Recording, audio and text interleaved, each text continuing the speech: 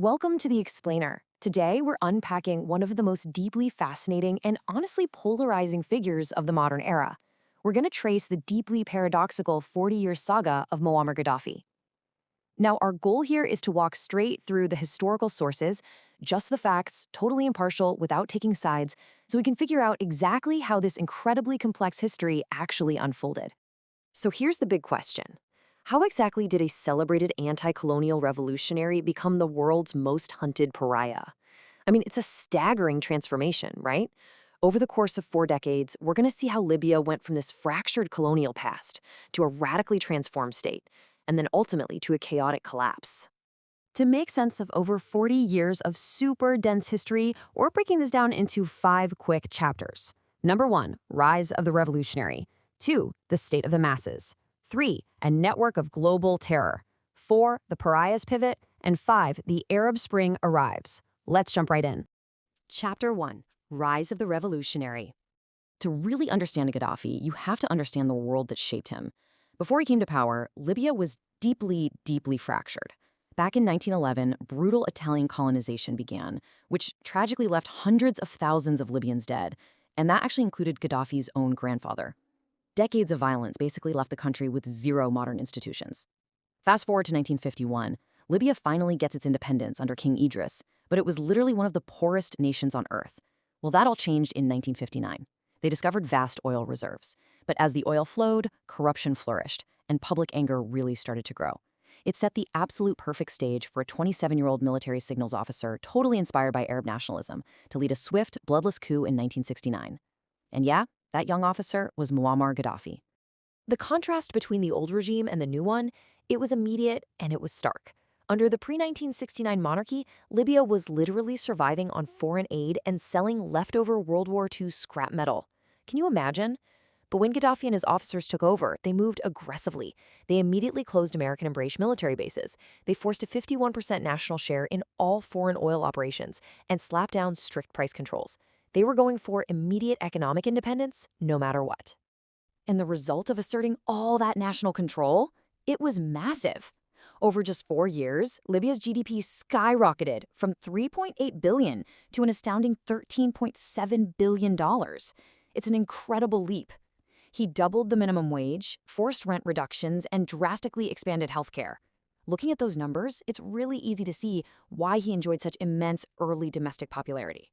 Chapter 2, The State of the Masses. So, those economic changes we just talked about, that was just the beginning. Gaddafi was about to systematically dismantle the traditional government to install his own radically new ideology. In 1973, in the town of Zawara, he announced a sweeping 5-point plan.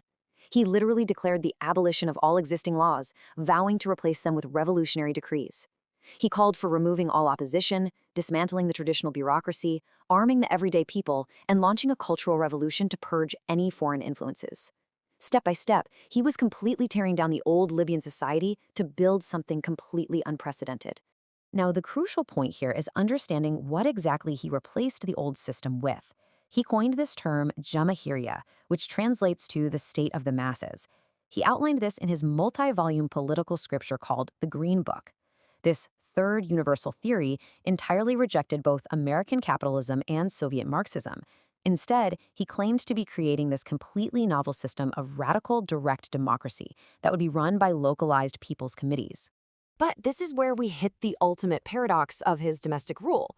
On one side, you had massive populist social engineering. We're talking subsidized housing, free education, state-run supermarkets. But on the other side, absolute brutal authoritarianism. Known as the Green Terror, the regime abolished private property, carried out mass arrests, and even publicly executed dissidents.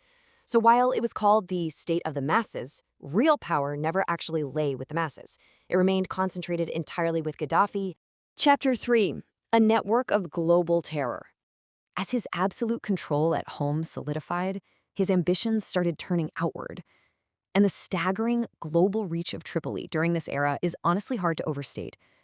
Armed with immense oil wealth, Gaddafi basically became a self-declared messiah for global insurgents. In Europe, he armed the IRA and the ETA.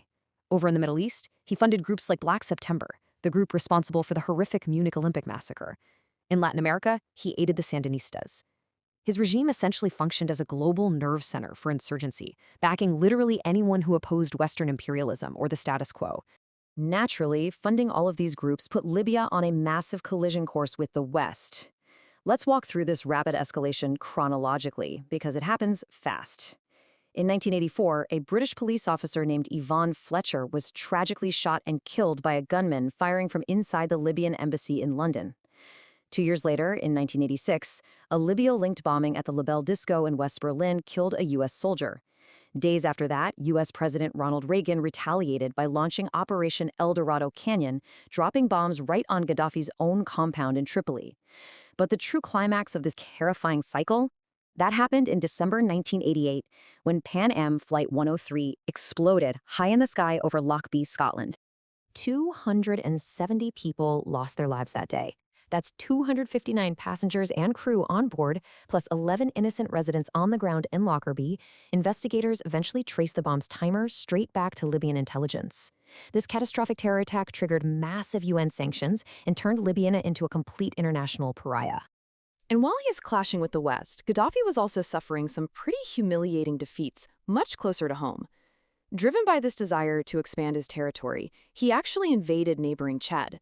But the conflict ended in absolute disaster during what became known as the Toyota War, named for the fast pickup trucks the Chadian forces used to completely outmaneuver the Libyans. Stopped by forces backed by France and the US, Libya lost over 7,000 troops. It was a massive blow that isolated the regime even further, both globally and regionally. Chapter 4. The Pariahs Pitted. Facing a crippled economy from sanctions and totally isolated on the world stage, Gaddafi realized he had to change course if he wanted to survive. See, for decades, he had championed pan-Arab unity, but his extreme rhetoric and erratic behavior had completely alienated Egypt and the Arab League. Finding zero support there during the Lockerbie sanctions, he executed a drastic 180-degree turn. He strategically pivoted his entire ideology to sub-Saharan Africa. He started pouring money into creating the African Union, pushing for a single African military, and even a unified currency he called the Afro. He basically aggressively rebranded himself from an Arab revolutionary into an African peacemaker. But even with the rebrand, he still really needed to get those UN sanctions lifted and get Western oil companies back into Libya. So he took some highly calculated steps to rehabilitate his global image. First, he allowed South African President Nelson Mandela to mediate the handover of the Lockerbie suspects for trial.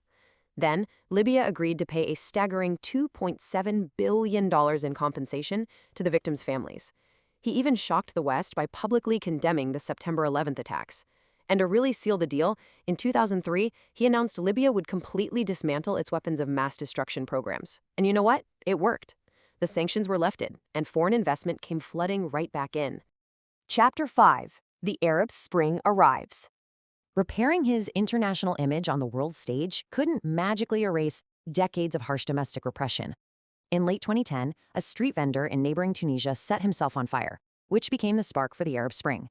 Dictators in Tunisia and Egypt rapidly fell, and by February 2011, fierce protests driven by deep poverty and political suffocation broke out in the Libyan city of Benghazi. The regime's response? Lethal military force.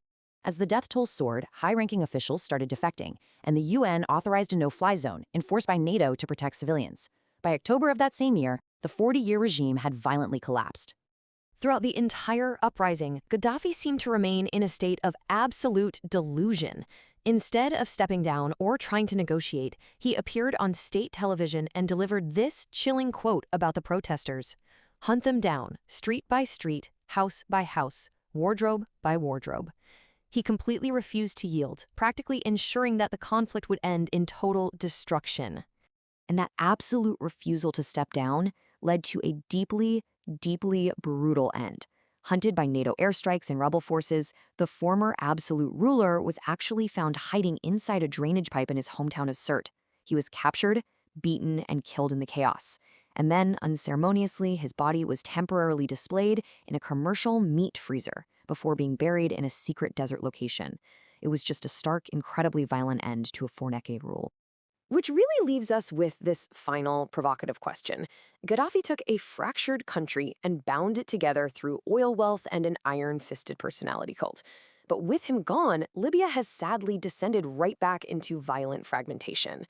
So, what happens to a nation when its entire existence is defined by just one man for 40 years? It's a tragic geopolitical lesson the world is still grappling with today. Thank you so much for joining me on this explainer. Keep questioning, keep learning, and I'll see you next time.